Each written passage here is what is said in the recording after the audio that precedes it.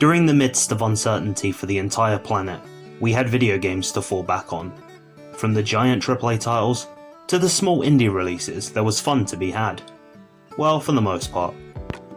Today's review is a look at what happens when you take Metroidvania mechanics and fuse it with the chaos of Super Monkey Ball. This is Skully. Skully is a puzzle platform adventure game developed by Finish Lines Games Incorporated, released on the 3rd of August 2020 for the PlayStation 4, Xbox One, Microsoft Windows, and the Nintendo Switch.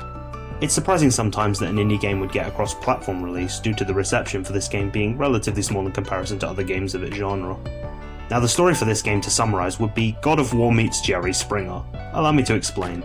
You start off as a washed-up skull on an island who soon is reanimated by a character named Terry, who apparently has godlike powers.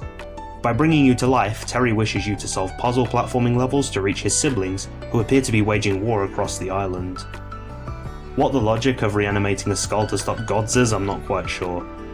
As you progress, you'll see Skully takes various forms to help with the puzzle-like elements. These include a strong form, for taking on enemies. At first glance, this form looks a little bit like Groot from Guardians of the Galaxy if you ordered him off of Wish.com.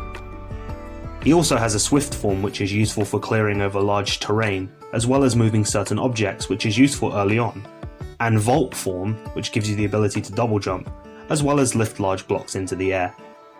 Some puzzles require all three forms, so look out for the clay mud pools scattered around the levels. These act as checkpoints and respawn areas, which are needed for Skully to change form. Now, if you're playing this on the Nintendo Switch, you'll encounter graphical issues due to the way the game has been ported, as it seems the PlayStation 4 and Xbox One versions do not have these low quality visuals. Also, the early stages of the ball rolling section seem to lack stability as you control the camera, so whilst you're wrestling with it, you'll struggle to maintain control of Skully early on. The game has collectibles in each chapter which unlocks concept art, which admittedly is common in many indie titles, as many tend to follow the collectathon route, which isn't a bad thing per se, but will lead to replaying certain levels to grab things you may have missed.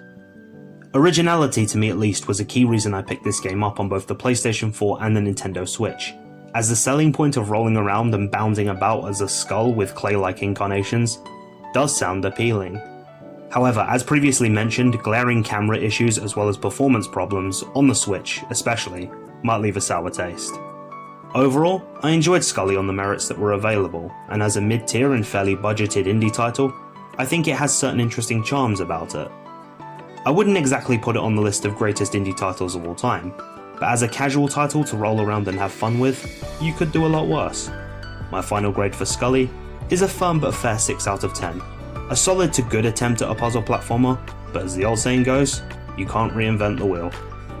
Hopefully you guys have enjoyed. Thanks for watching.